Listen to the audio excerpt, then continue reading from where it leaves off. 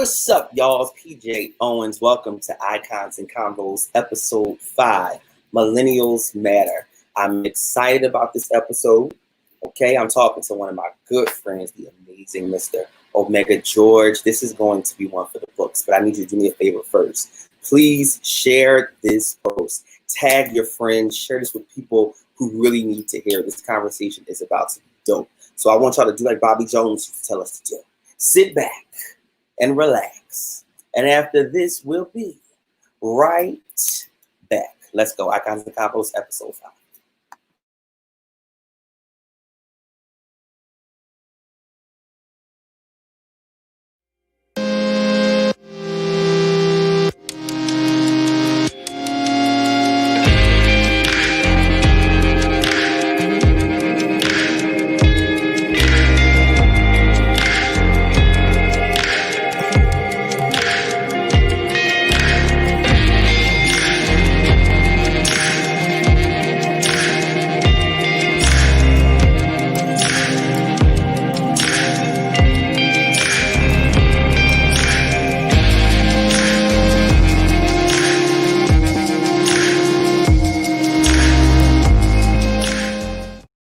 What's up, PJ Owens again, Icons and Combos, episode 5. We are one show away from the season finale, okay?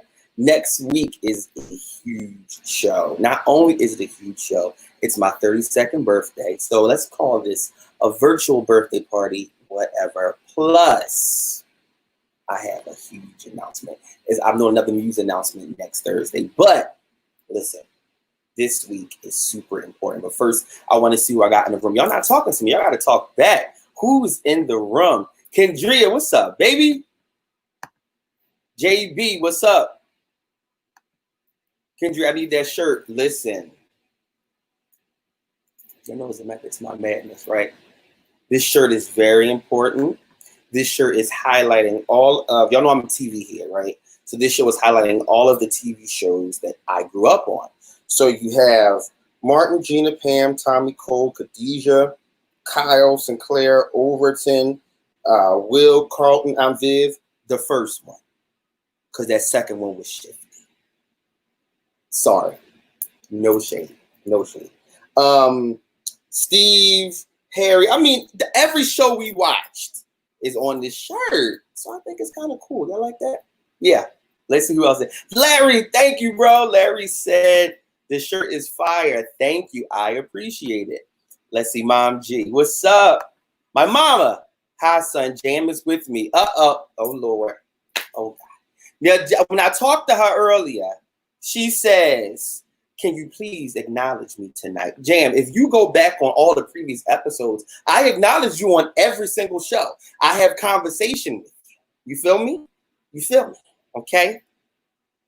Mom G, nice shirt. The first and Viv. Absolutely. So, guys, again, thank you for joining me. Tonight is going to be an amazing conversation. E9, what's up? That's my baby from JU. That's right, JUMC 98. Y'all feel it? Tonight is a super dope conversation with an amazing friend of mine, Mr. Omega George. Omega George. Okay, he is an incredible creative, but more than even creative, an amazing person. But before we bring him on, I want to explain why this show is so important to me. I am a millennial, okay?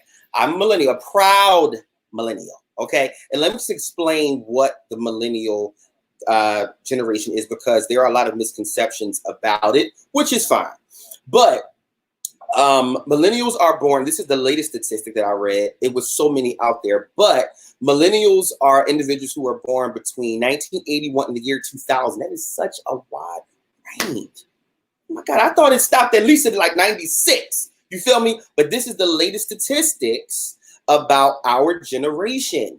And I thought it was important to have this conversation online more than anything, because we get a bad rep a lot of times. And it doesn't sit well with me. I've sat in conferences, I've sat in church services where people have talked about millennials and millennial generation, this and this. And we have made such a huge contribution in every industry, from the boardroom to how you operate your cellular apparatus. Okay, so I don't think that it is okay to talk about us. But tonight we're going to just get into all of the positive things and the positive contributions and the positive perspectives that the millennials bring and just who we are in general. Okay, so I really, I need y'all to, again, share this post, tag a millennial who would enjoy this conversation. We can do a Q&A if y'all have any questions, but we're going to jump into a really dope conversation, okay? This is a very meaningful conversation because, again, I don't think that it is okay to down or belittle any generation. I don't think that one is greater than the other. I think that every generation has given us some amazing accomplishments and some amazing contributions to society. That's how I feel. But the millennials are some of the baddest to ever do it. Just saying. I'm gonna swig on that. Let me get my Fiji, my Fiji. Okay. But again, guys, share this post. This is Icons and Convos, episode 5 with my good friend, Mr. Omega George, and I'm about to bring him in right now. I'm not gonna introduce Mordecai, so I want him to do that himself, but I'm gonna bring him in. Again, this is one of my good friends. I can't even call him a colleague. We've become really good friends over the last, I think, like, maybe 6 years. I feel like I've really known the man for a while. That's how much we fuss and fight and argue, but the love is just the same. So again, ladies and gentlemen, this is Mr. Omega George. What's going on, PJ? How are you? Good, man. No complaints. How are you? I'm good. So we this is a conversation between friends, or are we going to get the exact Omega tonight? You know what? Whichever one you want tonight, I'm gonna give it to you. I want the friend. Okay. I want the friend. And not all the crazy that we share, you know, but a good amount of it for the people. Okay. Gotcha. Again, guys, please share. This is Mr. Omega George. He is absolutely amazing. So tell us who you are, everything that you do, both professionally and personally with Epic Encounter, all that kind of stuff. I know that's a heavy situation, but just tell us who you are for those of us who might not know you. Okay. I'm Omega George. Basically, I'm a young guy that was born and raised in Alabama. I'm now in Nashville, Tennessee, working for an amazing company called Entertainment One, where I get the privilege and the pleasure to actually help make the greatest name known to man famous in the most incredible way. His name is Jesus Christ. I'm saved. I love God. I'm a minister of the gospel of Jesus Christ. I'm an entrepreneur. There's a lot to who I am as a millennial, as it is for every millennial, every individual. We're multi-layered, multi-dimensional individuals, and I'm just excited to be here tonight to share in this conversation, to explore language that helps shape the narrative for the communities that we represent individually, to build a culture for who we are as a group of peers and individuals. So that's pretty much who I am in a nutshell. Decent. Yeah. So I understand how weird that question can be because we're not used to bragging on ourselves. Sure. So tell us some of the artists that you worked with. I don't want to step in and do it like I really want to do it. So I'm trying to let you do it, but just elaborate on some of the artists that you worked with, some of the amazing projects. You are behind some of the most amazing campaigns that we see, from television to radio, all of that stuff. Just share. Got it. All right. Well, I work with some of the greatest artists in the world, period, point blank, hands down. From Jonathan McReynolds to James Fortin to Jonathan Nelson to, oh goodness, I mean, did I say McReynolds? Jonathan McReynolds. Yes. I've had the privilege of working with a lot of amazing artists. Yeah. And it's been just over the period of time for my entire life, I've been exposed to music and just ministry. And so it's been a great opportunity, you know, being here to do what I'm doing now, from, you know, coming from having my own company and managing artists and doing social media management, just a whole lot of things I've been privileged and blessed to do. Yeah. I've worked on a few sets, a few shows, a few things here and there. You know, I've been privileged to do a few things. I don't really like to talk about that, and I think you know that. And I think right. I'm kind of trying to. This is so up on this. This is so intentional. Mm-hmm. I see. Yeah. But no, I'm absolutely grateful for every opportunity that I've been afforded. I don't take it lightly. Yeah. But I think that it's absolutely necessary for where I am now and where I'm headed. So. Yeah. No, I totally agree. And speaking of management, the famous, Larry said famous. No, Yes. Yes. Yeah. But listen, speaking of management, that's how we met. So, Absolutely. quick story. We met through a mutual friend, Janara Carpenter. Yes, we did. Out, and he was like, "Listen, I have a friend of mine. I'm going to give him your information." At that time, you were managing Marette Brown Clark, Mm-hmm. and you reached out to me, and I just sent you that screenshot because I still have that email. Yeah, me too. I sent you that screenshot. Like this, it's been a long time, but it doesn't feel like it feels like it's been that long, but it's just. Yeah. But that's how we met. And it was just history from there. We worked together on your personal brand with Epic Encounter and all of the amazingness that you have going on, leading leaders. And this is what I'm saying, y'all. Like he's very, very like humble with it, but the guy is a powerhouse. And I don't take those things lightly because I never take it lightly when someone includes me in their vision because people don't have to do that. You know what I mean? That's a safe space that you are careful with your baby. So the fact that you've allowed me to occupy that capacity, I appreciate you for that. But so you were managing Marette, and then we started working on your personal brand and everything. And then it was just history from there with Transcend. And guys, I don't know if you remember, for those of you that have been following for some time, in September of 2018, I kind of documented that experience online on social media, which was Transcend, which was powered by Entertainment One. It was a music conference out in Nashville, which was my first time doing a conference outside of Philadelphia. And I told this man that before, but it was my first time doing a conference outside of Philly, and it was absolutely amazing. It was crazy. I still talk to the connects that I've made at Transcend to this very day. Today, I just talked to Lisa. And that's why I'm saying like 2 years later, it's just like, yo, like the things that you do and the spaces that you provide, it's not just for one purpose. It does so many things. So again, thank you for being generous with your gift and generous with your connections and generous just with everything that you give all of us, not just me, but everybody who you believe in. Because if you believe in them, I must say, you got their you got their back. If he don't fool with you, then he don't fool with you. But when he do, don't put me out there like that, Pete. It is okay. So you are a creative, you are a millennial, you are all of those things. Talk to us about the moment you realized, or the moment you realized that you were in love with being a creative, or the moment you identified that you were a creative. I think the moment that I identified that I was a creative, I had to be about 12 years old. Okay. The first time that I actually started to consider a life in music beyond what I'd experienced inside of the church, 4 walls of the church. I grew up in a very devout family. My grandmother's a pastor, and I'm an only child, but I have a huge family. And so my family is filled with preachers and singers and musicians and just a lot of amazingly talented people.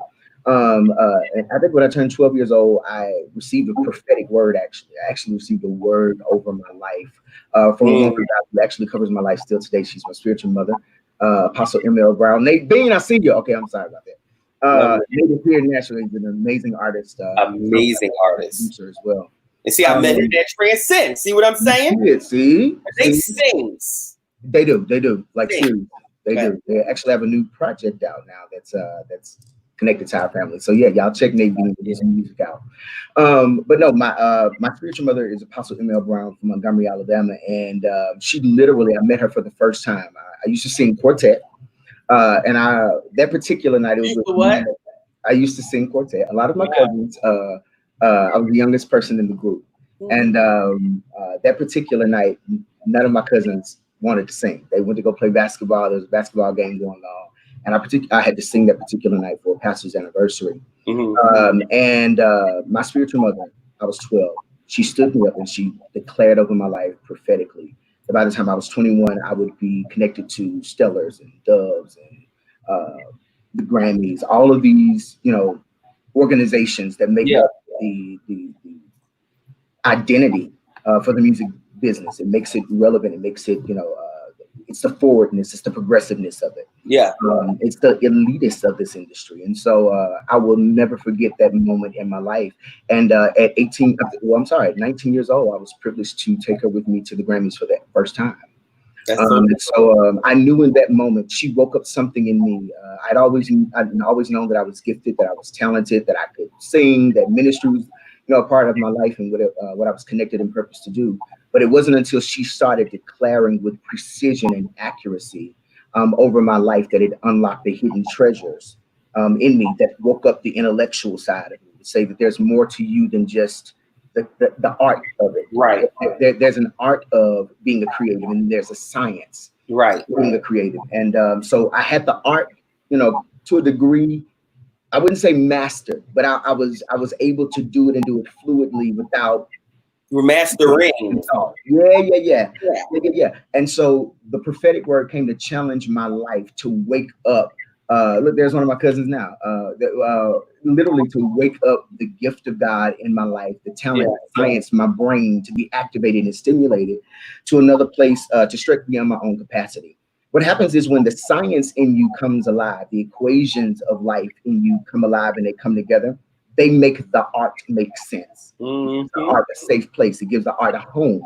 Yeah. And it feels safe to say this is a place that we can create. It's almost like having a blank canvas, and God opens up your life to you in the most paramount and profound way. Mm-hmm. And so that's really what happened to me. That was when I first realized that I might be on a little something. I might have a little something that could be beneficial. Yeah, and the crazy thing is you actually acted upon it. Like, you acted on it and it worked. Yeah. That's the thing. And there are a lot of people who might feel those things, or they might feel those instincts and they never act upon them. And then they look back and say, I wish I would have done. I wish I would have just went to school for this. I wish I wouldn't went to school, period. I wish I wouldn't have listened to this person that told me that I couldn't do it. Like, people live in those spaces for so long, but not us. Wait a minute, but let's kind of stick a pin right there for 2.5 seconds, because I grew up in that type of demo. I grew up in rural Alabama. It wasn't heard of that anybody, record label business, music business. Now singing, you know what I'm saying? Because everybody pursued having a career as an artist. But actually taking up the weight to say, we're gonna do something different. We're gonna do it. We're just gonna go a different route. And I've been privileged and blessed since I was probably 17, 18 years old, exposed to this world that I'm now living in, and can actually negotiate on behalf of so many other people's careers as well as my own, to produce the fruit that we call success. I love it. So let's jump into the whole millennial moment, the millennial side of things. So again, for those of you who are not familiar, millennials range from 1981 to 2000. Those are the current statistics for it. I don't think it's that wide, personally. I think it stopped at a solid 95, 96, and then maybe somebody else. Because if you think about it, if we was born in 88 and somebody was born in 2000, that just don't make sense to me, that they're considered millennials too. But that's what the statistics say, so we're gonna go with it. So the millennial generation, like I said earlier, we get a bad rep sometimes. We get a lot of flack. We get a lot of just stuff thrown our way from multiple industries, from industry to ministry, from ministry. I'll keep saying that on purpose because unfortunately that is a part of that pain. Sure. Use that word, or trauma, right? Culturally, so many things, but there are specific traits that we have, and let me know if you agree. So we are not easily swayed. We are trendsetters. We literally have set trends for the next generation, right? Absolutely. We are super innovative. We are forward thinkers. We are very free spirited. Yes. And more than anything, we question everything. Every single thing, right? So why do you feel that we get such a bad rep when we've made such a significant contribution to all industries? Why do you feel that is? I feel that we face scrutiny the way that we do because we challenge. And oftentimes we not only do we challenge just from a very basic perspective. We challenge language, we challenge culture, we challenge communities, we challenge language. We challenge the way that we engage. We question why. We're always posing the how, the why. If you look at kids today, one of the first things they learn how to do is ask the why. Right. And so that thing is developed in us so that it shapes the narrative. It shapes the narrative for how we build life. If we don't ask questions, there's something called intuition. If we don't ask questions, it doesn't wake up a reason, or it doesn't give us a reason to study beyond the last barrier or the last level or dimension of language that the previous generation had learned. Absolutely. And the purpose in which we've been put in there is to literally stretch language to next place of comprehension. It's next place of engagement. It's next place and space of awareness. And so oftentimes we face the scrutiny because there are people that have been sitting in these spaces that you so eloquently described as in church and in the marketplace and from a parental perspective, we challenge those areas, and it's frustrating because oftentimes the people that we're asking questions to don't have the answers. Don't you start it! And because they don't have the answers, the reason why most of them don't have the answers is because they've not spent enough time with the generation before them to get language and comprehension regarding the generation before, so that you can learn how to understand systems in order to break them down, to build them back up. That will benefit us for the now, them for their now, and those that are to come. And so I think that we have to always know and understand that there is a or a three-tier dichotomy to the brain, to the science, why it's necessary and important for us to challenge and contend, and it brings on that measured level of scrutiny and disappointment. And it does, because again, we one of the greatest things I grew up hearing all the time is, you think you're so smart, or you think you this, or you think you're better than everybody else. And again, it's always shaped in the narrative of perception through language. It's always shaped in that capacity. Right. And I'm going to say this to pivot to this show. What makes an icon is somebody who understands language, not just for the now, but language for the future. It's how you develop language for the future. Language for the future unlocks the creativity. It unlocks the resources. It unlocks the connections. It unlocks comprehension. If you're not aware of who you are, you'll never, ever, ever be able to become all of what you've been purposed to be, so that the next wave of people who you're connected to can become who they've been purposed to be. And so I believe that that's really one of the main reasons why we face a lot of scrutiny. It is because we've been sent to contend, but also to shift language. Right. No, I totally agree. And unfortunately, that's deemed disrespectful. Oh yeah. In a lot of eyes, or it's deemed inappropriate. And we, our parents, our grandparents, they grew up in a very specific time where they did what they were told. They didn't question authority. What happens in this house stays in this house. Not true. Sticks and stones may break my bones, but names don't hurt. So I feel like our generation, we've literally come to break up all of that stuff, all of it, because we've now made therapy a thing. We've now made healing a thing. Like, these are trends in our generation because we want to make sure that our children become healthy, holistic human beings, versus healthy in one area, versus just healthy in the boardroom, or you have a conventional job, and Jam, I know Jam might still be watching. I laugh all the time because Jam will call me like, "Hey baby, SEPTA's hiring." And I'm like, well, do you want to apply? Like, because you can't be calling them for me. You can't be calling saying that you want me to apply to SEPTA, because I am doing exactly what I'm supposed to do. We are the generation who embrace purpose over positions. And for me, that is very important, because they came up in a time where they had to get a job to support the family. They had to do this, they had to do that. And we have an advantage and we stand on their shoulders by all means. But we are in a space where we can just be and make money as who we are. We don't have to have a traditional model of the American dream like yesteryear, right? But it's those traditionalisms and those things. And we've taken some of those things and adopted them as our truths, but not all. Because again, you question, I am such a why guy. Like, I need to know why. I just need to know why. Because my thing is this: if you can't tell me why, then why am I doing it? I don't get, and I'm not.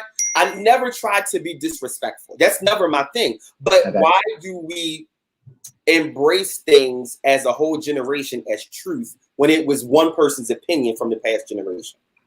That's what I'll never understand. Go ahead. Well, you have to know and understand, with generations before us, every generation has used something, some tool particularly, as a form of therapy, whether we acknowledge it or not. Whether it's been, in the generation before me, my father and my mother dealt with other types of addictions, and they use that as a condition for therapy.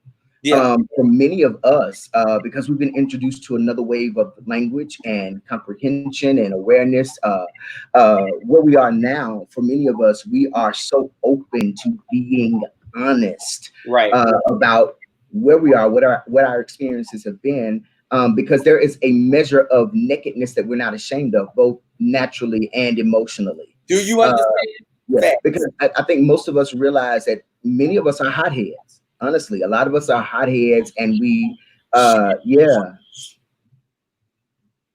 birthday guy, are hotheads, and so what ends up happening is, for many of us, we're in a space and place in our life where we don't ask why because we want to contend or just be cantankerous or be confrontational. We're asking why because we want to understand. And if we can get to a place of understanding, we can apply it. But for many of us, the reason why we don't really connect the way that we could and should is because we don't understand each other. And that deals with community, and of course it goes back again to the very beginning of what I said. It deals with community, it deals with foundations, it deals with us making each other aware of where we've come from. Again, I can look back at my parents, I can look back at my grandmother. My grandmother's in her late 60s, my mother is in her late 40s, my father's in his 50s.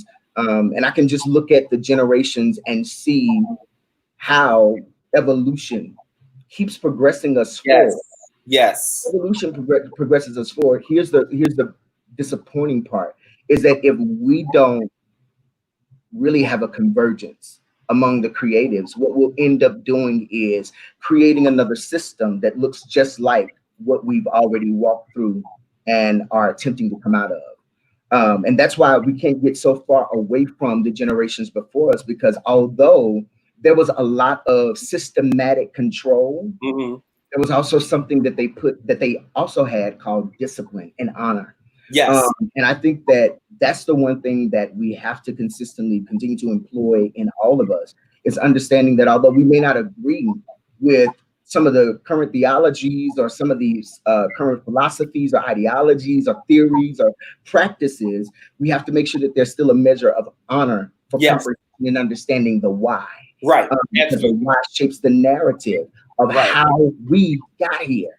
But I think that when it comes to generations before us versus the generations of now, is we all fail to realize that every generation had a generation of millennials.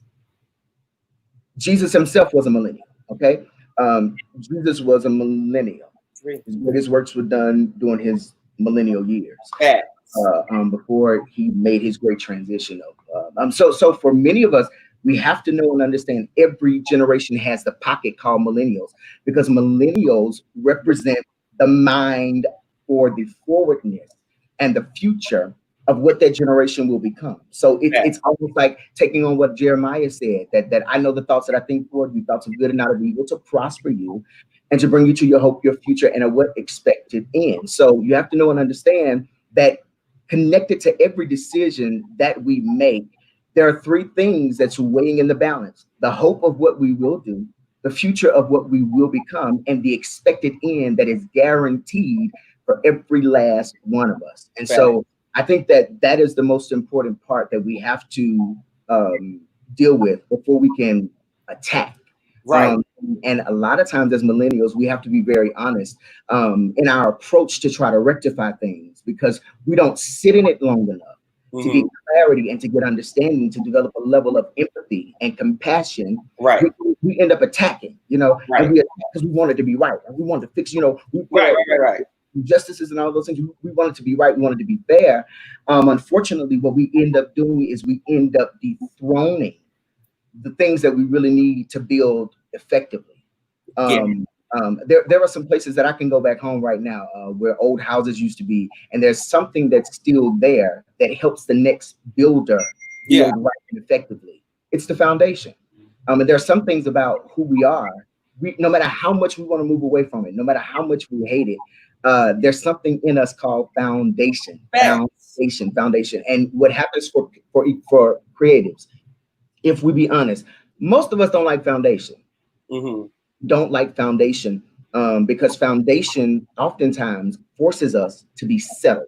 We like to move in the rhythm of the moment. We like to move in, you know, the anxiety of getting it done, because oftentimes for a lot of creatives who, again, goes back to what you were talking about earlier, who are wounded and are broken. The reason why is because most of us have never dealt with the things that happened during our developmental years, and that's the foundation. It's the makeup of the rest of our life. It's the makeup. My spiritual father is on here, Pastor Chester James. Sorry about that. I had to shout pop out. If it wasn't for that guy, I promise you, I would not know all of who I am. I would have not been afforded the opportunities to preach across the country as I have. He and my spiritual mother have literally opened up so many platforms for me. I'm standing on their shoulders. And so that's why I always have a measure of honor for the generations before me, because I'm still reaping the benefit. Of course. Lord have mercy. Sorry, PJ. I'm still reaping the benefit of those pores, and because those pores make up the foundation of what my life is for now. So no, I totally agree with that. And I love foundation, and I'm traditional in certain areas. Like I'm traditional. I love Christmas. You know, I love Christmas. I want the most commercialized Christmas ever. Okay. Yes. I like those kind of moments. But when it comes to things that really stunt growth, yes, and prevent evolution, that's when I have a problem. And those are the kind of conversations I like to have. And I love the wisdom of my grandmother, my mother, my father, my uncles. I love that wisdom. But there are certain things, even from their generation, they don't have answers. And yes, but when you can't get mad at me for asking why. No. You can't. Not you. Not you. I'm talking about generation before. Here's the most important thing, though. It's the approach. It is the approach. There are some things. My grandmother is listen. My grandmother, Pastor Juanita Jackson, is probably one of the most jazziest dressing Pentecostal apostolic women you could ever meet. You know, long fingernails, weave, amazing shape. You know, I mean, dressed to the nine, right? Yes. So her generation of preachers, she seems to have the mentality of a millennial, right? So because she challenges how women were generally seen in her age demo, growing up in the time that she grew up as a preacher, in the late 80s, early, mid 80s, to now. I mean, she still kind of challenges that, makeup and all those different things. So for her, she challenged them. Watch this. Here's what's crazy though, but my grandmother still had so many principles in her connected to from as old people say, from whence she came, that although she was progressive in one area of her life, she was also hijacked, and God literally used me as an instrument to unlock language for the future, to open up her ability to see and understand that there were some things that she was operating and functioning from that was no longer needed for the generation now. And it won't be needed for the generations that are to come. There are some things that we have to dispel because we learned wrong. And that's oftentimes in the foundation or the makeup of how we build. It's almost like me telling you, PJ, your show that you have right now can only run in Philadelphia. It can only run, and you're like, no, it can't just run in Philadelphia. It Right. could run across the world. It can run across the world. And what will end up happening is you will go out, step out, do it, see, and they'll see the impact. But what will end up happening is we end up engaging this measure of warfare because most people don't want to move beyond the last place of awareness, their last place of awareness, their last place of comprehension. You know, and it's almost like it was with the children of Israel. They was like, why didn't you just leave us down there with Moses? Just leave us back in Egypt. We don't want to go over here to the promised land that y'all are talking about. We don't need that. Freedom doesn't mean anything because we've not known that freedom before. Yeah, right. And so that's where the moments of discomfort come in relationship, in relatability and awareness. Because here's the real truth. If we peel back the issues of what our generation is dealing with right now, I can go back to my grandmother's generation and my mother's generation and identify that those problems were existing even in those generations before us. I think that there is a lack of truth that's happened between the generations as well. I grew up, again, like I said, I grew up in the church, and so there was an image that we had to be perfect. Like you got to be sanctified, you got to go to prayer, you got to be in church all the time. And I was in church all the time, but I was noticing a few things. You know, they were preaching up, telling us that you can't have sex before marriage and all these other different. And I was noticing that some of the pastors that were preaching it had whole families in the church. Be blessed, OED. Yeah, you know, whole families in the church outside of the family that they had already established, covenant by saying, you know, this is my wife, you know. And so the older we grow, because we are exposed to things, and that's another thing, because we are exposed to things, which means our eyes are enlightened. Every generation's ability to become more and more intuitive is awakened. At the moment life enters the body for the next generation. Literally, it's awakened. It's awakened. Sight, sound, all of these things literally start to wake up the demo for what the future looks like. And so I think that those are a lot of the real things that consistently set us back and keep us from understanding each other and understanding why it's important to have honor for those millennials that were once millennials versus the millennials that are millennials now. There's another measure of millennials that are to come. And we have to be conditioned for those, because there will be a day when we will be jammed. And we'll be, you know, I'll be being known as Apostle Chester Bell one of these days. People will see Omega George as a Chester Bell if I don't do the work to ensure that I'm progressing with the language, not just for the times, but for the language for my life, for the language of the lives of others that's connected to me. So I hope that makes sense. It makes sense for sure. And again, I'm all for honor. I'm all for giving honor where it is due. It's never me questioning things or trying to gain understanding is never to be disrespectful. It's literally for me to get it, right? Because if I don't get it, I can't apply it. And if I can't apply it, I can't share it, right? So I need to know why. Story time. It didn't take my story, okay? This is something that I've heard. I don't know where I heard it, but the story stuck, right? So it was a family. It was Thanksgiving. And it was a mother and a daughter. And they were in the kitchen doing what they do. They was cooking Thanksgiving dinner, right? So they have a tradition in their family where they make this amazing ham, beautiful big ham, all the fixings, all of this stuff, right? And they cut half of the ham, they save half, and they throw the other half away. Okay. That was a tradition in their family for years. So this one Thanksgiving, the daughter, because again, this is the mother and the daughter said, Mom, why do we cut, like we always make this whole ham and we cut half of the ham, like we make this ham and it's good. We cut half, we keep it, and then we throw the other half away. Like, does it mean, you know, it's going to bring us good luck in a new year or anything of the sort? Like, what exactly does it mean? Tradition. The mother said, you know what, baby, I don't know. There it is. She said, baby, let me call your grandmother. They didn't got them to call in jail, okay? Let me call your grandmother. Mom, how are you? We sitting here making the ham for dinner tomorrow, and the daughter asks a question. She said, why do we have the ham and we cut half and we throw the other half away. You know, what does it mean? Like, I never even asked this, but like, we just been doing it my whole life. I know even if I'm not with y'all, I'm doing this tradition. The grandmother then says, well, baby, honestly speaking, we would throw half the ham away back in the day because we didn't have a dish big enough to house the entire ham. And that's why we started throwing half the ham away or giving half the ham away, because we didn't have a plate big enough to store that ham. So there we are 2-3 generations later asking why, right? The first generation they asked didn't know. Let me call the person who I learned this tradition from, right?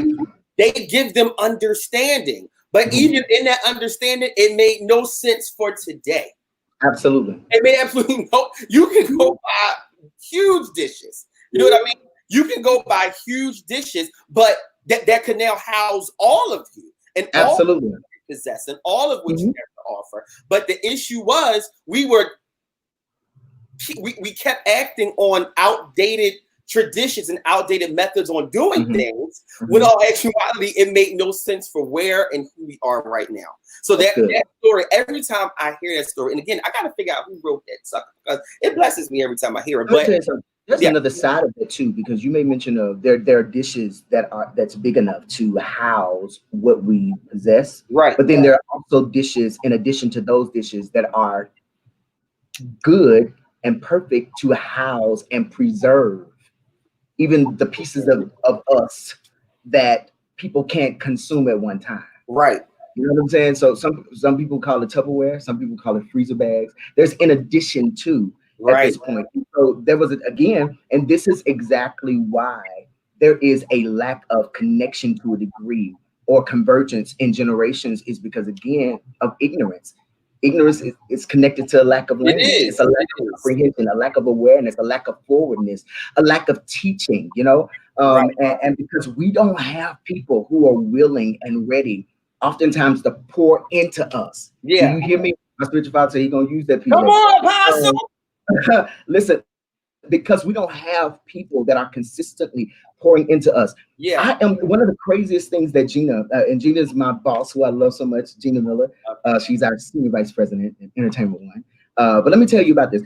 One of the greatest things that Gina and I often experience in the office is, or on the phone, we always generally kind of mesh mind-wise when it comes down to just ideas or theories or thoughts or views and opinions. Just a lot of we have a lot of similar places in that mindset capacity. The funny thing is, for me as a millennial that works in the music business, I know a lot about music that is way before my time. Oh, you already know.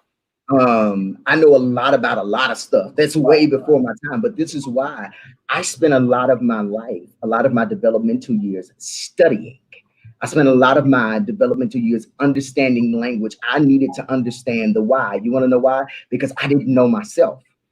And I figured the more I studied, the more I would become aware of me. Studying made me so aware of myself that I literally moved to a place from blaming other people why I didn't grow or why I didn't get what I needed, till I got to the point where I said, I have to now become an agent of change.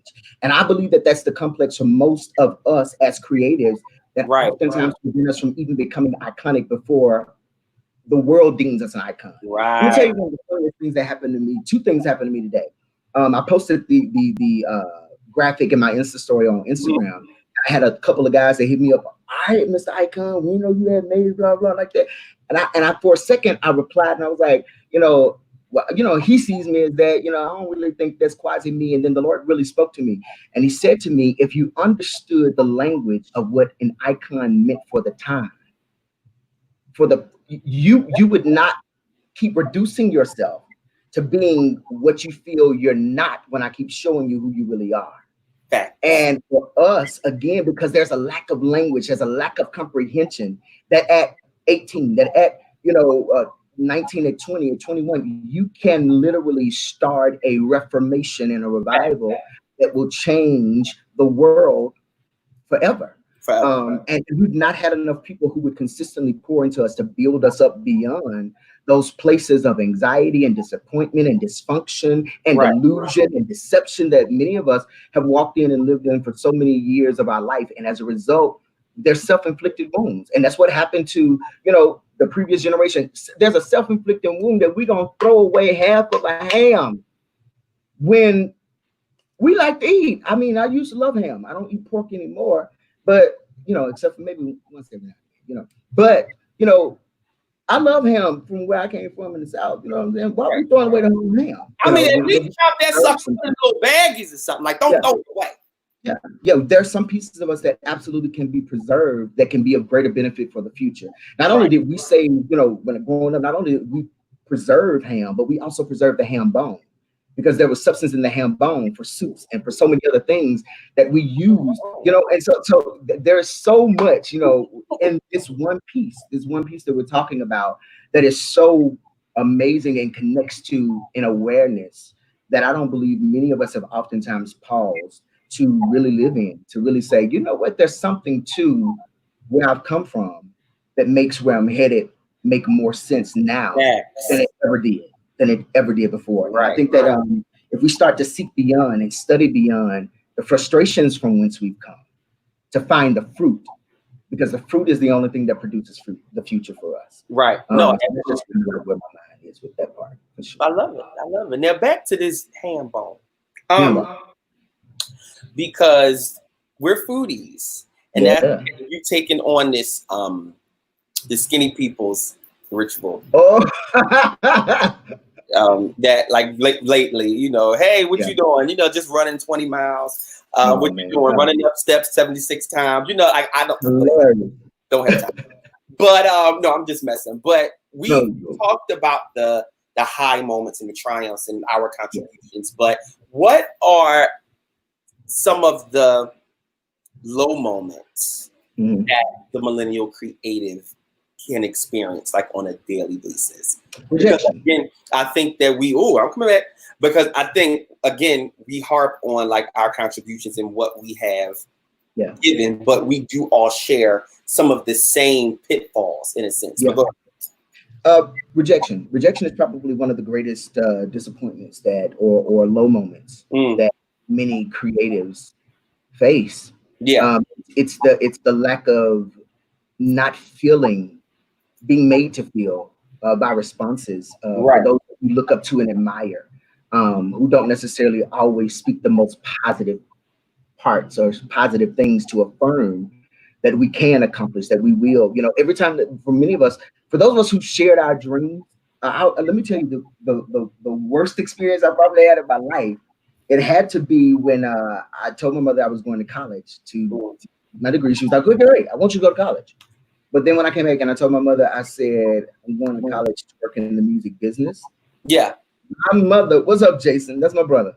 Let me tell you, my mother was like, you've lost your mind. You need a 9 to 5. You need some benefits. You're my only child. My stepfather is a police officer. And my father, of course, he lives out in California now. My father, wasn't necessarily intricately involved in my life, and had a great role in my life. So my mother was like, listen, you need to go get a 9 to 5. Stop running around here preaching to these people churches. My mother was not saved at that time for us. You stop preaching to these churches, stop running behind these artists, and you need to go get you a job. Now, while I was being sustained by what I was doing, I still didn't see the value in it.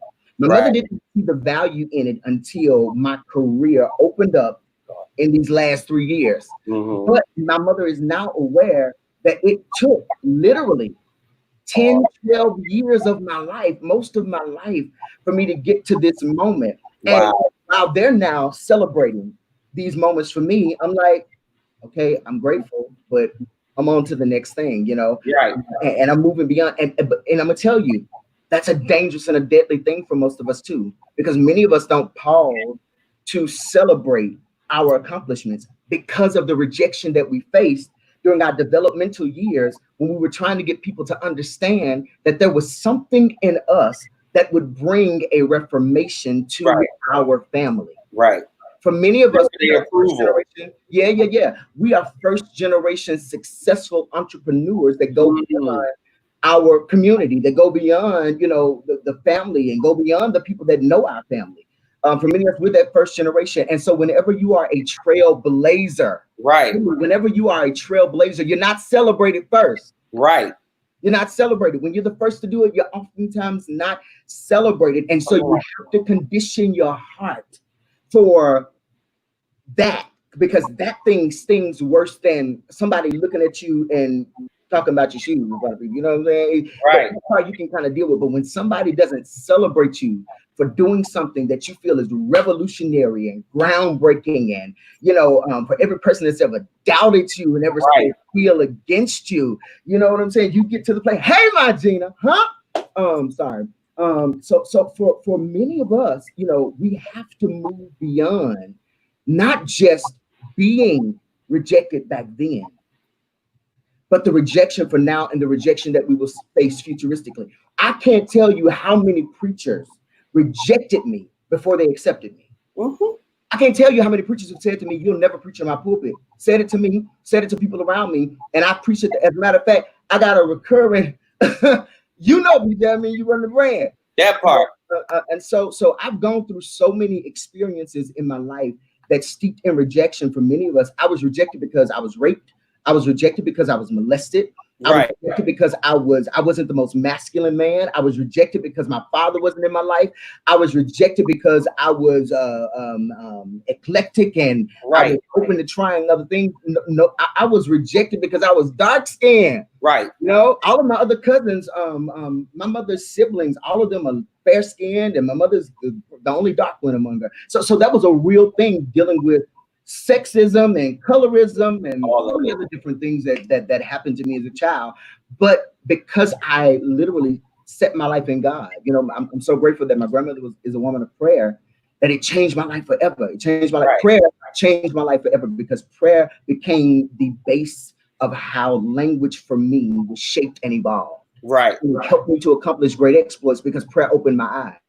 It opened my eyes to the future, to see beyond where I was. Right. To see that I could live outside of the systems of where I was in Wetumpka, Alabama. We did not get paved roads. Hear me. In my home city, Gospel Switch, we did not get paved roads until 2000. Wow. As a young man, that we still had outhouses in 2000. You understand? I grew up very poor, poverty-stricken family, poverty-stricken life. And so for every person who may be feeling like right now, all of the odds are stacked against you, they're not. All of the odds are actually stacked for you. You have to find the remedy to make the wrong right in your life. And the only way to do that is if the wrong has to go through a conversion process. So for every person that's ever rejected me, I had to seek God to keep my heart pure toward them. Decent. You know what I'm saying? And most creators, oftentimes we get our fire to prove to people I can make it without you. My fire says I want to make it, and I want to make it with you. As a matter of fact, if I have to make it for you, I'm willing to make it for you without ever making mention that God used me as a catalyst to help you get there. And I think that once we open our awareness to get to that place, we'll stop fighting not just against generations before us. We'll stop fighting the generation as us. Absolutely. And that is what I was getting to. And everything you said was profound. The fact that we are kind of still reaping those things of yesterday, it causes us to rehearse negative things within ourselves, because the issue is now we have adopted someone's opinion as our truth. Sure. And that's the dangerous part, because we adopt those things and we'll start then believing it. And then we'll start looking at what we possess and we'll start saying, it's not good enough. I'm not going to go as hard as I wanted to. I'm not going to actually I'm going to give just enough to convince myself that I actually did it, versus going hard enough to actually be comfortable and confident enough to say, you know what? I put my best foot forward. at this very thing. Wherever it goes from there, that's up to God. But at least I did everything I could do on my end. But because we rehearsed those negative things, we rehearsed those memories, we rehearsed the rape, we rehearsed the trauma, we rehearsed all of the prostitution of our gifts. We rehearsed all of this stuff, right? And then it becomes our truth. Then 10 years later, 10 years later, we're now looking back like, oh my God, why did I allow myself to get in that space? Why did I allow myself to stay in that place of temporary? Why did I make that a permanent place, a residence? Why did I let it stay? Why did I stay there for so long? But it's not until we break those thoughts, we break those habits, we break those horrible mindsets that we have adopted because of somebody's opinion. I said on the line earlier, we've spent such a great deal of our life giving too much power to people. Sure. In every regard. That's a whole other thing. And don't get me wrong, it is okay to be, revered. It is okay to celebrate and salute and honor. I'm not saying all of that, but we have to take some of that and allow us to embrace it so that our confidence can build. We have to embrace it so that we become strong when we get the rejection. We become strong when we hear the no. Because a lot of times we're broken because we're not built up to receive those moments. We're all going to hear no, whether it's in career, relationship, ministry, whatever. We're all going to get rejected. We're all going to go through these emotions, but it's how we handle those emotions. That's what makes us iconic for me. Absolutely. That's what makes us iconic. And we're redefining what an icon is. And back to your point earlier, you may mention, some people were saying, you've made it and all that kind of stuff. What we're doing is redefining what an icon is. Yeah. That's what we're doing. Is legit. Icon redefined is what it is. Because icons, the icons we looked up to, we understood that they were flawed. We understood that, we understood all of those things, right? And we become so obsessed with the idea of who we need to become because we're looking at you. That we negate who God is actually cultivating over here. And then when we get old and this stuff happens, then our hands are up. We're like, oh my God, what to do? We're frantic. Then comes, Lord, then we open up gates for anxiety and depression and all that other stuff because of a specific seed. And the thing is, we have to figure out what are the seeds? Where are the seeds and where have we compartmentalized them within ourselves? Because that's the work that we need to do to embrace the whole authentic and honestly happy version of us that we need to become.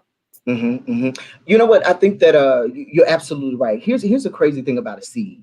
When a seed enters the ground, it enters the ground dead. But there's life in the seed. Here's the part that for many of us, we fail in this area. And it is to give what feels so deadly in our life permission to have room to produce the right kind of life. You have to give it the permission to do its thing. There are some people who I know in my life. Let me tell you something. I'm so aware. I'm so clear. I know people in my life that love me. I know that really, really love me for me. I know people who love me for the access of me. I know people who love me for the brand of me. I know people who hate me. Wait, just go back 1 second. Go back. People who what? Love me for the brand of me. Because that's the image. It's the packaging. It's the product of who you are. And when this is where the enemy is shrewd, because when you lack to heal from rejection, you'll start to self-reject without knowing that it's self-rejection, which means you'll start to put your gift, you'll put your talent, you'll put the truth, the essence of who you are in the wrong place. And when you put it in the wrong place, you'll end up dying a death that doesn't produce. Right. But when you give yourself the permission to enter into a space and place in your life where it's dark, can I tell you some of the greatest things have been created in the dark? When God, the Bible talks about in the Genesis chapter 1, when he looked out over the face, the Bible says that the earth was dark, it was void, it was empty, it was lifeless. The only thing was there was water, right? And then God made a decision that I'm going to wake up the creatives for this type of creativity that I produce. The only way it's going to be transmitted in the earth is somebody who functions, moves, and has the rhythm of who I am, right? Right. And so when God spoke, he said, let there be. In essence, he said, let me snatch the brand of who I am out of heaven and slap it in the earth.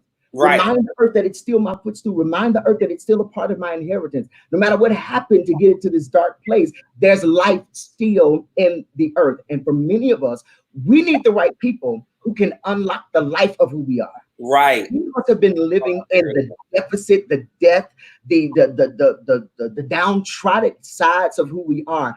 We have to now align ourselves with people who speak the language for our future. Right. Not just the language that we want to hear. Right. No, absolutely. Because that includes some things that we don't want to hear. Absolutely. That includes it's not just all about celebrating. It's some of those are reprimands, some of those are chastisements, some of those are things that we don't want to hear. But I think what's good is that when we have, and me and you are the same in this area, when we have people who we know have our best interest at heart, it is we don't have an issue accepting what they're telling us. Absolutely. If we have any type of question mark over your head as to who you are in our life, it's an automatic wall up. Hello, goodbye. I'm looking at you people. What's up? That's just how we are. And I think that is because we have embraced this mindset of we are going to protect our peace no matter who offends. Yeah. And absolutely, we're going to protect our peace no matter who it offends. And it's also to say, I fought so hard to get to this place. And you cannot. And I refuse to allow somebody take the best of who I am away from me. Right. I feel that this is the best of who I am right now. Right. Here's what's scary for many of us, and I want to say this because I feel it. I really, really feel this for a moment. Wherever there's a lack of discipline, always be deception. Where there is a lack of discipline, a lack to be planted, a lack to find yourself in a place where you know you can grow, where you can really expand and stretch out the truth of who you are. Where there is a lack of that in your life, you will always be deceived in the areas that you should be reaping the great harvest in. And I feel that many of us, because we've gone through so many moments of rejection and disappointment, and we've been discredited, what ends up happening is many of us run to another form of abuse. Say it this way. Many creatives are self-abusers, and we run to abuse because we feel like that is the thing that's always driven us to purpose. Facts. Sorry, guys, it's true. Like, and in a sense, we're taught that as well. Yeah, we're taught that, and so it's almost like you mistreat me, and I gotta help you. You know what I'm saying? I gotta, maybe God sent them in my life, for me to, help them grow and to become better and all these other things. But who's helping you to grow and become better for yourself?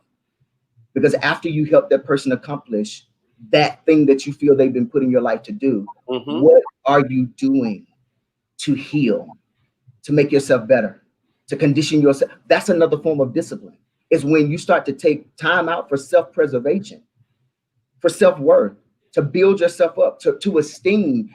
You can't see yourself. You can't use words like icon and you fail to deal with the I in the icon. That part.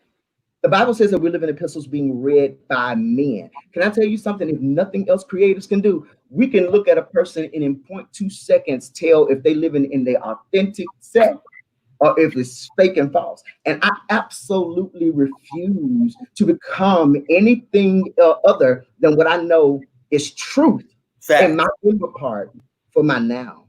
I refuse. And I want to encourage this every creative, that whatever you feel is truth for yourself, even if it goes against what you've been taught, even if it resists tradition, embrace it and embody it, walk in it, but make sure there's a measure of honor connected in why you do it. Because if the honor is there, If the honor is there, what will end up happening is when the honor is placed in the motive for why you do it. I honor myself enough to say there's some things I'm just not going to associate myself with. Right. There's some people I'm just not going, you know, I'm not going to be around. There's some conversations I'm just not going to have. Right. There's some arguments that I'm just not going to have. And I do that out of honor for myself because I know and understand I'm a hothead. I can be a hothead. I can come out my bag on you, you know. And so my truth was this: come on, woman of God, you know. And so we have to know and understand that we have been put in the earth to challenge tradition anyway. But the reason why I'm challenging it, one of the greatest stories you can ever read in the Bible. I'm gonna take everything back to the Word of God because I work in the gospel music industry. I don't like them style, right? But I also work as an agent, for the kingdom of God. But watch this. One of the greatest stories you can read in the Bible is about the story with David and Goliath, right? When David got down there, his father said, I need you to take this cheese and this bread and all down here to your brothers because they down there, you know, fighting with Philistine.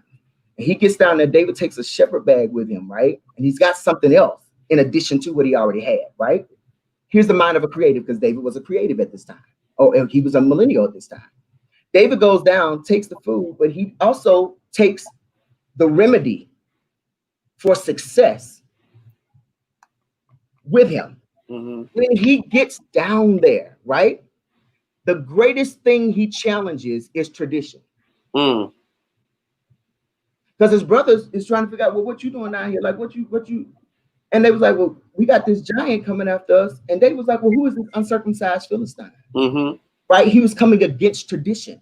Why is this giant coming against his honor? For God said, no matter how great the giant is, no matter how big it is, no matter how great the pastor may preach, no matter how, my honor for God says, this thing isn't right for the generation. It's not going to reap the harvest that the future is calling for. Right. Because I understand that I got placement in the future. So I'm fighting for the future, not just for the future. I'm fighting for my existence in the future. Right. I'm fighting for generations that will come from my loins that's connected to the future, whether it's from my natural side of me or whether it's from me releasing words, because words is a seed. Words are seeds. Right. And when they go into the mind of man through the ear gate, what ends up happening is your ear gates and your mind become a womb, right? And so it's procreated over time. So it starts to develop. And so what ends up happening is when you hear a word, one of the greatest things Cindy Trim could have ever taught us is that when you hear a word, you have 3 to 7 seconds to make a decision if you believe what you've heard. Mm-hmm. You have to make a decision. You have to make a decision what you really, really, really believe and why you're doing it. And when you can get to that place, and know and understand that the reason why I'm doing this, here is the honor, here is the purpose, here is the connection, here's the why. I'm not doing this just because I want to be famous. Right. I'm not even doing this to be famous. That's the greatest misconception. Right. About why many of us are working in this business. Some people say, well, it's because most of the executives, can sing whatever, and they're trying to live their life vicariously through the artists. I don't have to live my life vicariously through my artists. I got a brand. Right. I understand who I am. And some people will try to keep you in this box. That's what David's brothers wanted to do. But who he was transcended what they thought they knew about him. Right. Because David was building parts of himself in the field that his brothers had not been privy to. And so that's what I'm telling many of you as creatives, as millennials, keep building as you are, no matter how difficult and hard it is. A moment is going to come when you will accomplish a great exploit and people will look at you and say, I didn't think that was in you. Exactly. I would have never thought. You know what I'm saying? I can't tell you how many of my family members have said that to me. Listen, now I always knew God's hand was on your life, but we didn't know it was going to happen like this. Right. You know? And for me, can I be honest with you? I knew God had a plan for my life, and I knew the plan would be big. I didn't know that it would include all this. I didn't have the details. And you want to know why he didn't trust me with the details? Because all of the things that I had gone through prior to getting here, had I not done the work to heal right, had I not done the work to get the language that was needed, I would have shipwrecked. I would have destroyed it. Right. I would have destroyed it. Right. And so I'm saying that for so many of us to get to a place and space to understand, you have to discipline yourself to be centered, to understand not just the why from where you come, but the why of your existence in your now. Right now. No, absolutely. That was amazing. That was amazing. And my last point for our conversation is a piece about community. Community, yes. And because community goes hand in hand with this, because we understand the community that we were born into, but then we also understand the community that we can choose. Yes. And if I can be completely honest with you, we met at a time where I was praying about the community that I can choose, because the community that I had, it wasn't a bad community, don't get me wrong, but when you are a creative, it is a very specific community that you should be a part of. And the fact that I didn't have that on the level of my vision, not a boastful thing, but awareness thing. The fact that I didn't have that on the level of my vision, that was a major deterrent for me. It was a major discouragement for me. So there were moments where I downsized what I possessed because I felt like the community around me didn't fully understand it. Does that make sense? It does make sense. And it makes sense because community is gifted to us for the purposes of, if you really look at it, if you really dial it back, the purpose of community is to help us to understand why introspective work is necessary. Right. Community is the intimate side to culture. It is the intimacy of culture. Right. It makes culture make sense. Right. Right. And so the real purpose and why you have to, and I've been encouraging a lot of people that's connected to me, pastors, leaders, singers, songwriters, a lot of people that I engage on a day-to-day basis, that every 3 to 5 years, you probably should be examining the communities that you are connected to. You need to examine those communities, because if those communities are not advancing on the wavelength of the language that you've grown to, those communities will become toxic for the cultures, ensures that your purpose has been deemed necessary to engage and influence. Right. Because a lot of times people don't even realize complacency is still not okay. It's not. It's not an okay. Joshua Smith is on here. He is a therapist to the world. Y'all follow this dude. Go ahead. Yeah, complacency, that's not a good place to be in either. So even if we're around people who, they'll still encourage you to do this, but they're complacent, there's still a disconnect within that community too. See, that's where we're going to get tricky, because complacency in a community creates cannibalism. Let me say that again. Complacency in a community creates cannibalism. And let me speak about that from a metaphoric standpoint. What ends up happening is we end up destroying ourselves in our community. We end up eating away at purpose for other people. You know what I'm saying? So we will start to take on a mentality that PJ don't like me, and I ain't even spent real time with PJ. Right. You understand? You get what I'm saying? Right. So that's a form of cannibalism. I'm eating away at something that I failed to even get an understanding of why. Because here's the real truth. The real reason why I'm eating away at it is because there's something about it that tells me or makes me feel smaller. Right. Anybody who stands in the way or opposes growth, they oppose growth because growth makes the last place that they grew to feel small. Exactly. And so there is this measure of cannibalism that is subtly moving and roaming even in our community as creatives. Literally, it's roaming, and it's moving. It is. And the disappointment of it all, PJ, the disappointment of it all is that we will make everybody else around us be at fault because we fail to say, no, they don't. It ain't that they don't not like me. Is that there's something about me that makes me feel small, that intimidates me. There's something about them that has illumination that makes my darkness, that exposes my darkness. Exactly. It exposes the dark pieces about me that says, I'm really insecure. Right. That says, I really want community with that. But because I've never been taught what that really means, I will literally speak against it. Absolutely. I speak against it. I'll literally create wars that a lot of us go through so much unnecessary warfare. Emotional warfare, psychological warfare, spiritual warfare. We literally set ourselves up to engage enemies that were never purposed to have access to our realm of influence.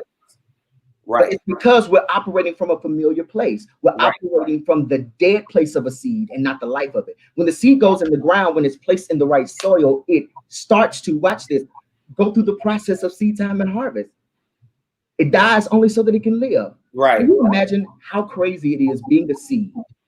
Many of us, if you look at your life is absolutely like a seed, PJ.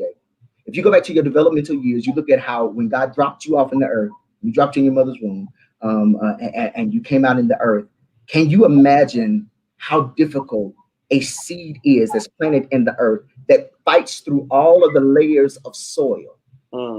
Can you imagine it? A seed is oftentimes that small. Right. All of the compacted pressure of the dirt. Right. But out of that dirt comes life. And watch this, oftentimes what comes out of the soil has more colors to it than the soil that it was planted in. Right. That's creativity. Right. That's glory. And I think that many of us don't realize that God has decorated our life in such a way to say, you can pick what color you want to wear, Joseph. Because the colors are designed, watch this, to help you shape language. Right. That dimension of access that you're walking into. For the people that you have, for the people who are listening to me right now, whether you agree with all of what I'm saying or a percentage of what I'm saying, or if you're not agreeing with none of what I'm saying, I'm not for you. But for those who do, those who get it, all of my entire process of dying to live, to push through, was for this moment. Right. And we have to see it as such. Right. Have to see it as such. And if we can get to the place of seeing life in that capacity, Kaya, boom. Kaya works with me at Entertainment One. She's so dope. I would not understand a lot of who I am, even with the things that I'm doing right now, if it wasn't for my relationship with Kaya. So I thank you, Kaya. All my team. Kaya, Danielle, Gina, Stan, Paul, everybody. I'm surrounded. Let me tell you something. God made a scripture come to life to me in a way that I had never seen it before. It changed my life last weekend. Maybe I shouldn't say it. I'll just say it this way. I have a great cloud of witnesses around me, and my great cloud of witnesses aren't from a glorified state. My great cloud of witnesses is filled with mentors and with peers who want to see me be successful. That's what I mean by studying your community to make sure, is there an Achan in the camp? Is there some deception in the camp? Is there a thief among us? Is there a murderer among me? You know what I'm saying? Jesus knew. He knew about Judas and still gave him the room. That part. And so what I'm telling many of you that have been through all of, see, we want to hear language that says, this is the way you can be successful overnight. No, I don't want you to have success overnight, because anything that rises fast falls faster. That part. But if we can walk through process, seed goes through process. Right. We can walk through process, because process gives us language and it teaches us how to have an appreciation from where we come, but it doesn't limit us to staying there. It helps us to rise. Yes. To rise above, so. Right. That's the honest to God truth. And it, again, we met at a place where everything that you're saying was coming to pass. And I know first of all, we argue like cats and dogs. We do. That's an honest fact. But the one thing that I've always told you this over the past 5-6 years, I've always appreciated the fact that no matter what was going on, no matter if we hadn't talked for months at a time, I never questioned you having my back. Absolutely. And I don't think that you did the same. And for me, that means the most to me, especially in the industry where you're getting so many different personalities and so many different personas and so many different facades of people, and where some you feel like you can't trust. This is your friend. This is just it's so different when you finally find people who have your rhythm. It's different when you find people who have your spirit and your energy, because it's effortless. When you find your tribe is effortless. I think we spend so much time trying to be a part of tribes that we're not supposed to be a part of. We find that tribe of people who are they're for us. And it's not just for us to glean, it's for us to get, receive the deposit and for us to deposit into them. It's a very reciprocated moment. Those are relationships that I cherish today. And just like I protect my peace, no matter who it offends, I protect my tribe's peace, no matter who it offends. And for me, that has been iconic for me through our relationship. And again, I know I tell you that often, but I don't take that lightly. I don't play with relationship. I don't play with friendship. I don't play with honor. I don't play with those things because again, it is very difficult to find people who have your energy. And when you find them, you cherish them. Absolutely. You cherish them. You don't let them go. You don't. Yeah. And a lot of people do. What I've learned is that a lot of times the people who God has placed in our life, we then push them away because they don't look like the people we thought our tribe should look like. Yes. So we miss those pivotal moments of advancement, those pivotal moments of ministry, those pivotal moments of evolution because we're basing everything off of a look or what it should have been. I never thought that honestly speaking, I thank God for it. I never thought that one email about Marette Brown Clark would have evolved into a friendship with somebody who I share my deepest secrets and vision with. I feel like more than anything, me and you, we are literally like partners. Like there is times where I can call you when I can't call nobody else and it makes sense. Yes. To you, everything you do the same. Like stuff that might not make sense to me, I'm like, this got to be dumb. I gotta call Megan. You guys, any of my close friends, like I know for sure I can call you and maybe two other people, but that is it. And I hold those relationships close. And that you are a major part of my vision and my community. And I don't take that lightly. And I think that when you have people in your life with that ability, again, you not only cherish them, but you honor them. So this is my small way of honoring you for not only the contributions that you give to the industry and that you give to your clients and your family and who you minister to, but the contributions that you have deposited into me.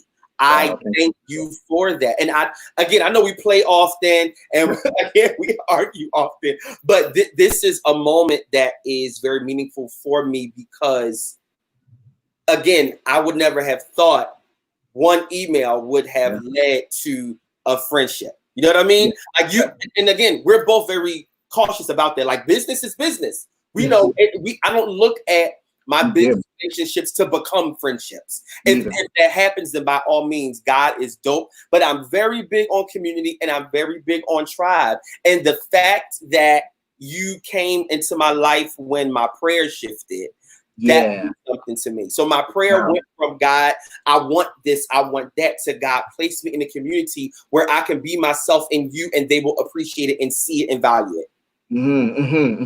My prayer completely changed. So the fact that you came at a place or at a time where that was the moment, that meant something for me. Even if I don't say it, I don't speak these things often, but when I have the opportunity to do so, I do. And again, community, tribe, purpose, and destiny is what has happened here. And I appreciate it wholeheartedly. I want to say something really quick because I saw Gina make mention of something that Darnell talked about with community alignment and energy. And it's crazy because earlier today I was doing a study on the word energy. And one of the things that I heard in my ear is that if your energy does not match your ethics, it will always create exhaustion. Wow. Facts. Because you'll be living in this false place. Right? And so you'll be trying to build from a fake place. But if your energy matches your ethics, right? What will end up happening is elevation. Right. You'll start to grow beyond your last place of expectancy regarding yourself. Right. You start to rise. And so because your prayer life change, that was a energy and ethic move. What happens is God literally opens you up. He will literally align He'll bring the right people. He'll bridge you. He'll put you in the right rooms. He'll cause your name to be spoken around the right people, right? Had Jannard not spoken, because I had aligned myself. Right. I was preparing to come out of college, I think, at that time. And I was prepared. I think I was walking into my internship and practicum at GMA and all of these different things. I was doing stuff that had never happened before in my life. And so there was kairos happening around me at that time.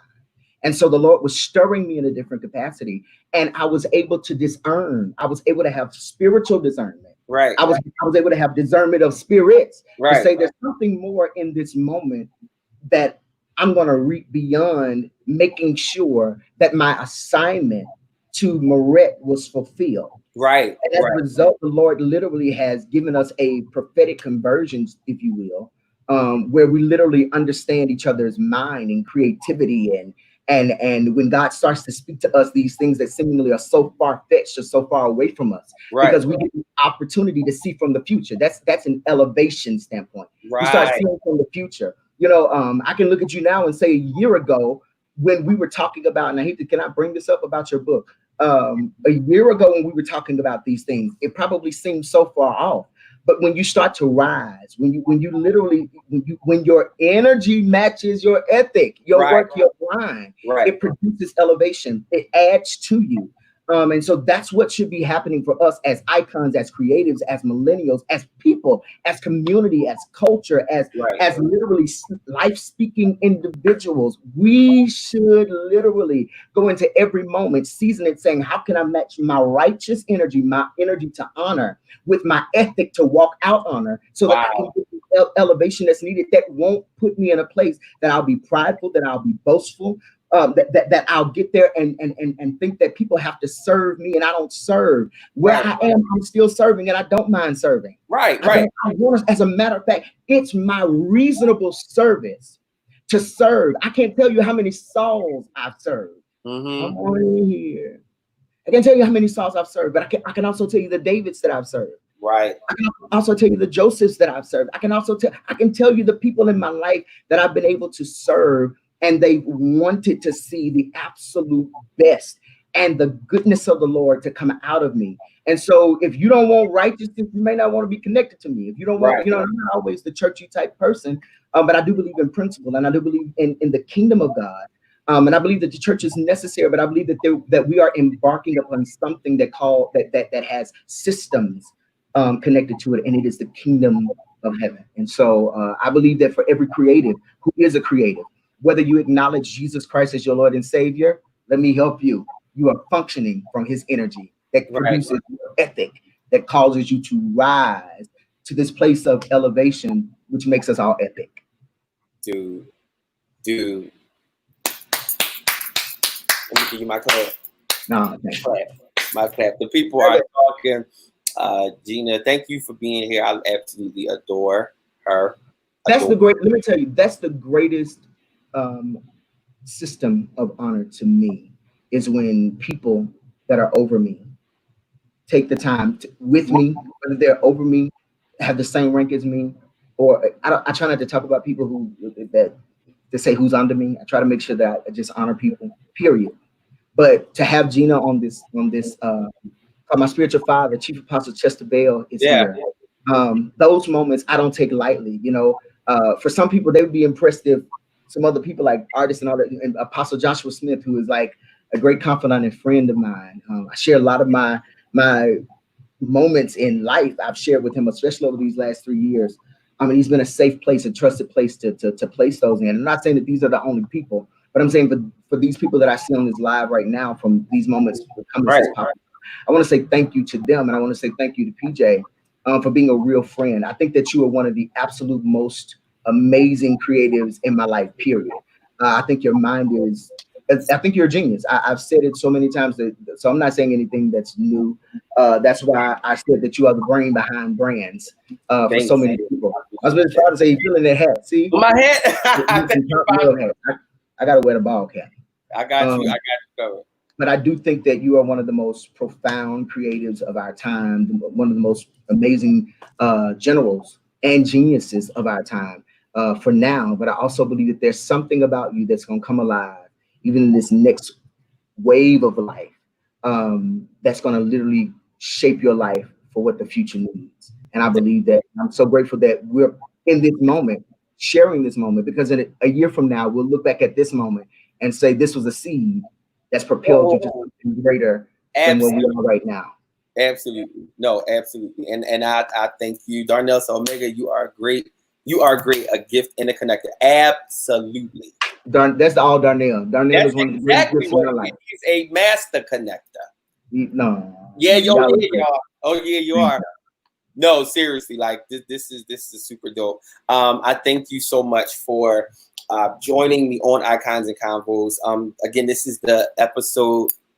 Next week is the season finale, so I wanted to make sure that I got you in my first season because there were things that I really wanted to get off my chest to you, and again to honor you and to say thank you and to just have you a part of this of the beginning moments, because again I come to you with seeds and your words often water those seeds. Wow. So this is a part of that watering, a part of that process.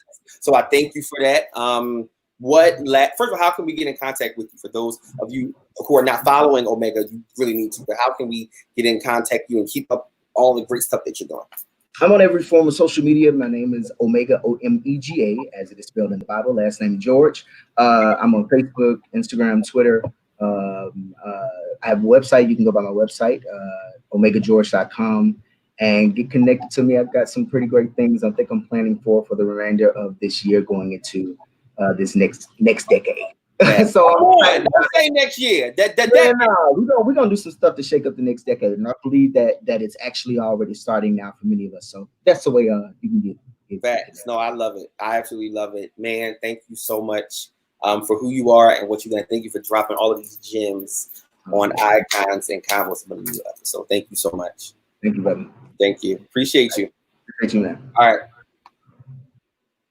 guys. Oh my God. Wow. Darnell said, I handle booking for PJ and Omega. Thank you. Thank you. Gina, I love you both. Thank you for, Gina, thank you. Thank you for who you are. You know, you are like my mentor from afar. I absolutely adore you. Jennifer put up the website. Again, it is omegageorge.com. Listen, guys, I really hope that you have enjoyed Icons and Convos this first season, because this really is just the beginning. I have so many announcements that I wish I could make right now, but I cannot. But what I need you to do is join me next Thursday. You're going to start seeing like a major promotion for next Thursday's show. Not only is it my 32nd birthday virtual party, whatever you want to call it, I'm doing a huge news announcement, and I'm dropping some craziness next Thursday. I'm dropping some real good stuff. So I need you all to meet me right back here. Okay. Next Thursday. Let's see what other people are saying. This is awesome. Thank you, Larry, for tuning in, man. I hope you can join me next week. My cousin Lynn, hey Omega. I've not met you, but I'm PJ's cousin. I will be following you. Just tuning in these past few minutes, and it was a great convo. Cuz this is my cousin from Texas. Cuz you gotta follow him. He is amazing. You know, I don't hang around with the crazies. Feel me? Yeah. Edwin, great. I'll be tuning in. Thank you so much. Darnell, I love you too. Okay. So again, remember, next Thursday, 8 p.m. I need you guys here. Icons and Convos. Okay.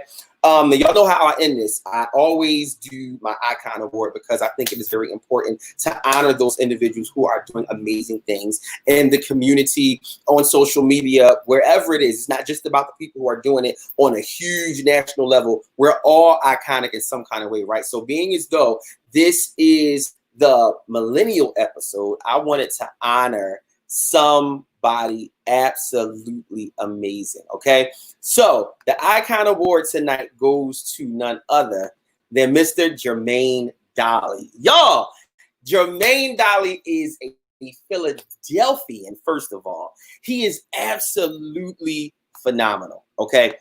Jermaine his career has catapulted like to levels beyond, I'm sure, like his imagination. But God has done some amazing things in the life of Jermaine Dolly. He's an artist, a social media and media personality. He's on the radio. He's a comedian. You can follow him and watch all of them crazy videos he's been putting up. But Jermaine Dolly is absolutely iconic. And more than anything, Jermaine's heart and spirit is absolutely phenomenal. Okay. And I've had the opportunity and the pleasure of knowing Jermaine since, I mean, years now, but he is absolutely iconic. So Jermaine, the Icon Award goes to you on tonight. You feel me? You feel me? You feel me? So guys, thank you so much for joining me for Icons and Convos episode 5, talking to my great friend, Mr. Omega George. Again, I want you all to stay tuned. Next Thursday is my final show until September. I'll start back up again with season 2, the first Thursday of September. That's when I'll start my second season. And I already got some dope guests lined up. You don't want to miss this. And hopefully I'll have somebody like super special next week too, but I'm not sure just yet. Y'all just gonna have to tune in and see. Y'all can talk about my shirt. My shirt, this is a 90s shirt, and it has all of the iconic TV characters on it that I grew up with. Martin, Gina, Pam, Tommy Cole, Khadijah, Hakeem, Moesha, Miles, Kim, Stevie, Miss Parker, the Professor, Will, Carlton, and Viv, the first one. Because that second one was shifty. I said it earlier. The second one, Daphne Reed, we like Janet. Hubert, we like her. But yeah, this is a 90s shirt. Y'all know I love the 90s for sure. And yeah, that's what this shirt is. But again, thank you guys so much for joining me on Icons and Convos episode 5 with Mr. Omega George. Remember, live to create and create to inspire. Let's go.